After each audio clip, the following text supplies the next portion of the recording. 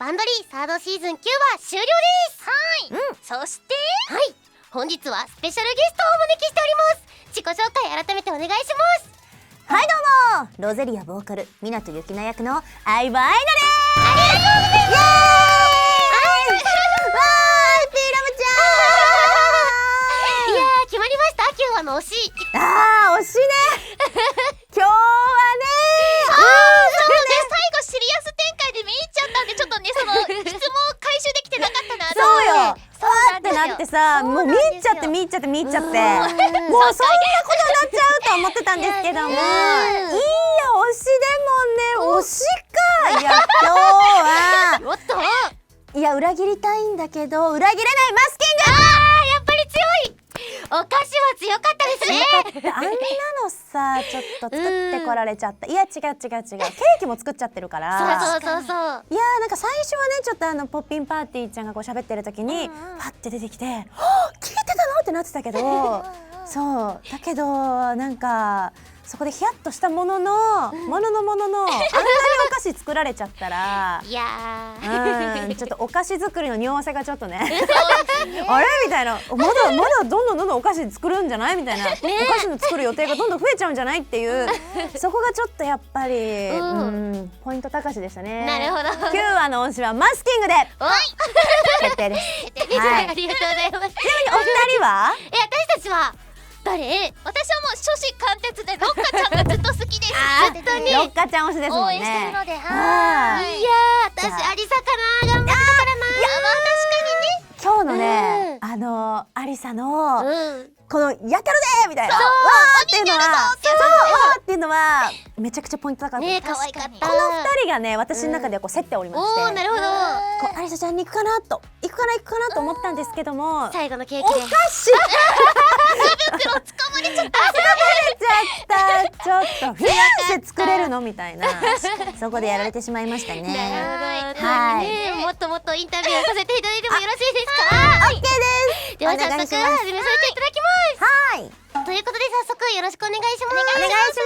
ます。いや第3期ゆきなさんを演じてる上で、一気にいくと何か変化とかありました？変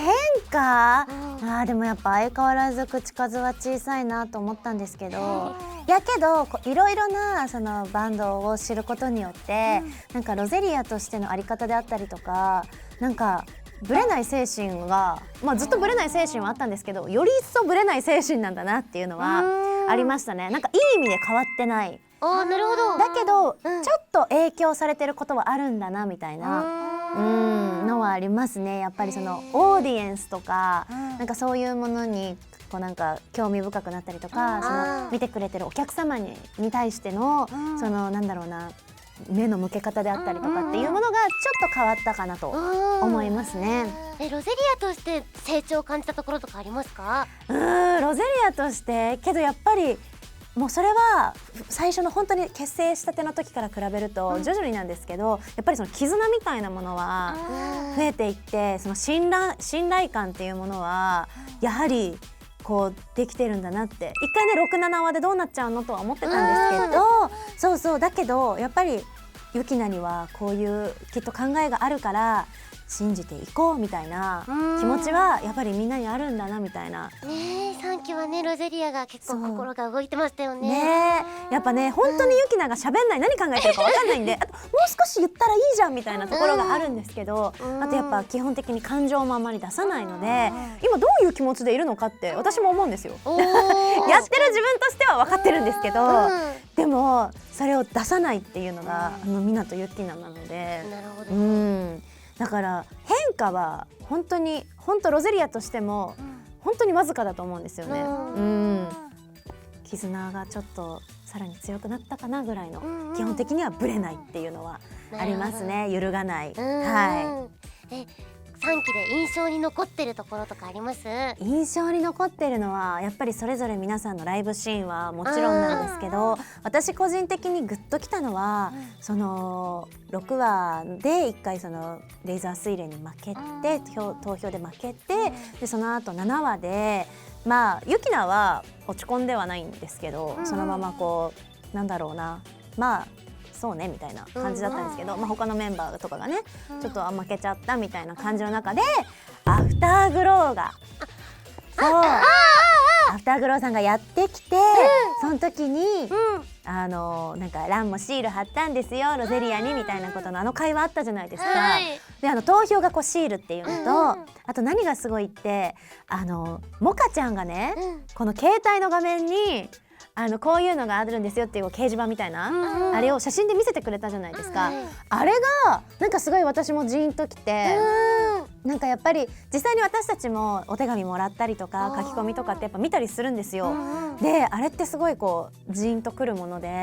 やっぱ皆さんがこう一言一言手紙に書いてくれてることってすごい大きいんですね。なんかパワーになるっていうのがあって、でそれをなんかユキナとして見ることがなかった。その相葉アイナとして見ることがあっても、その湊ユキナの役で見ることがなかったので、ユキナとしてそれを見た時にユキナは多分なんか違う感情に、今までなんか得たことのない喜びとか新たな世界がこう一瞬見えたと思うんですよね。それがさっきのちょっと変化にもつながっていて、だからあれはね本当に7話でも出てくるけど、アフターグローが言ってくれなかったらユキナは知らなかったんですよ。確かに興味持ってって話なんですよそこにもユキナ興味持ってよって思うんですけど、やはりねそういうことじゃなくても音楽ではみんなには伝えたいっていう思いがあったから、そんな音楽に対して返しがあるとは多分ユキナも思ってなくて、いざああいう風に返しを見たりとか、あとはねちょっとランが恥ずかしそうに終わらないですよねってランちゃんがそうやって言ってきてくれたりするのとかも、やっぱりこうみたいな新しいユキナの感情と世界が見えたんじゃないかなっていうのが私の中ではちょっと結構印象に残ってるシーンですね。なるほど、ね、多分見てる人もみんな感動のシーンでしたよね。あそこはちょっとねシールに名前なんか書いちゃったりして力の形になっててね。そうあれは芸術でした。しかもその7話の最後でそのいただいたなんだろう気持ちをライブで感謝でこうみんなありがとうって言うし、めちゃめちゃ2人でもそう言ったことなかった、むしろ言ったことなかったんだねみたいな。いや本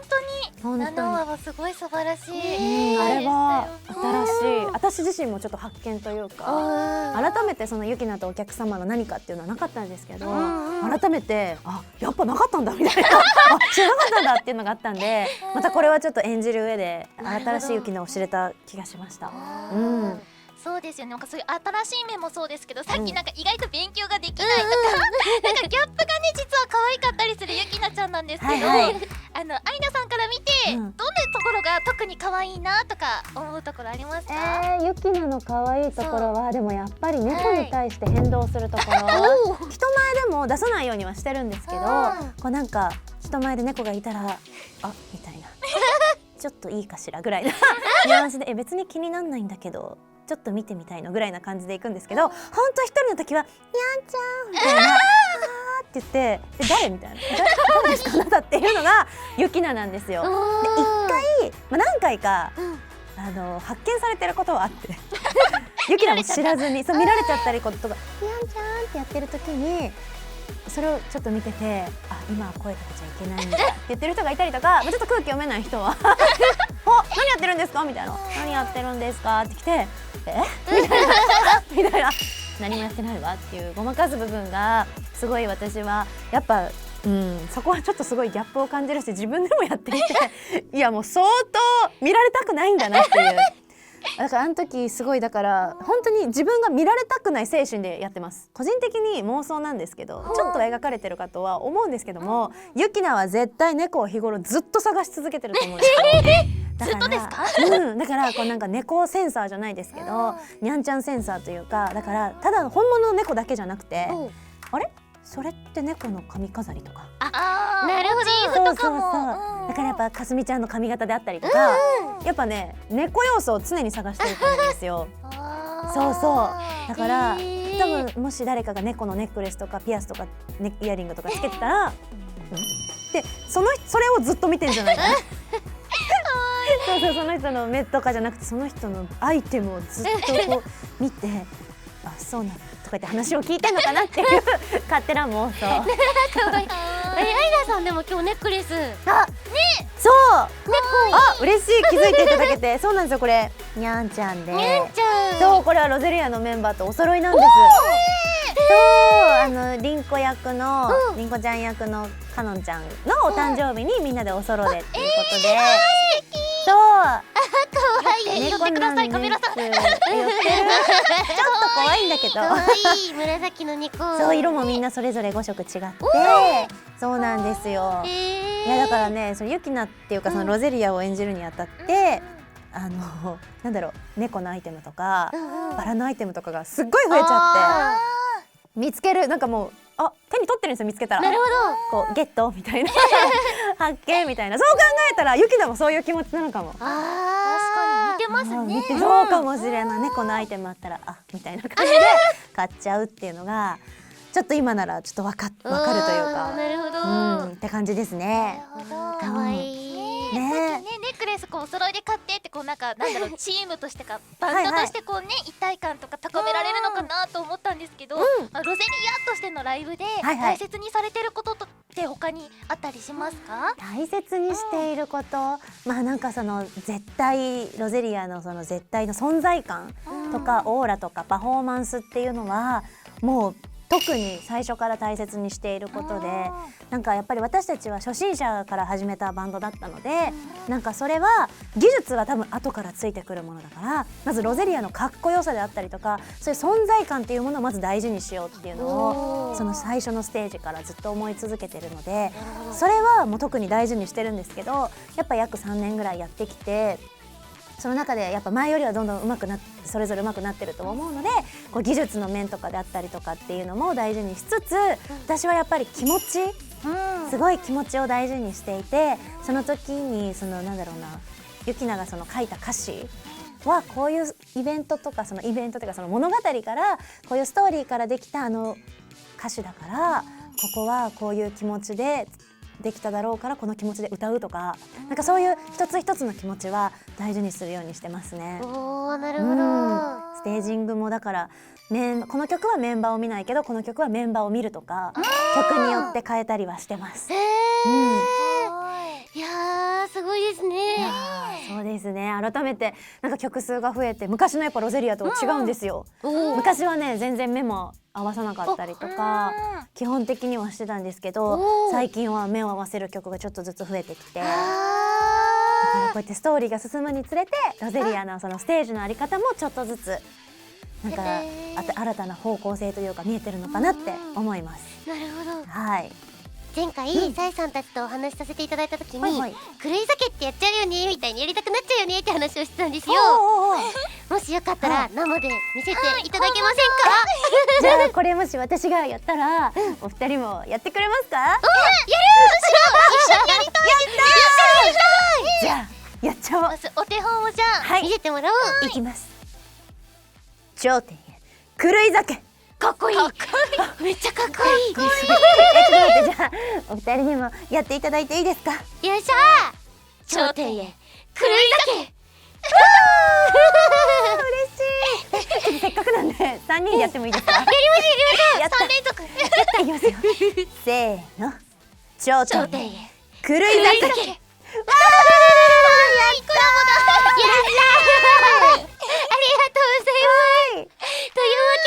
今日は相葉愛菜さんに遊びに来ていただきました。本当にありがとうございました。こちらこそすごい楽しかったです。ありがとうございました。楽しかった。次回はいよいよ大詰め第10話。愛チャンネルでは4月2日23時30分から配信いたします。どうぞお楽しみに。それではキズナアイとロゼリアボーカル湊ゆきな役の相葉愛菜でした。ありがとう。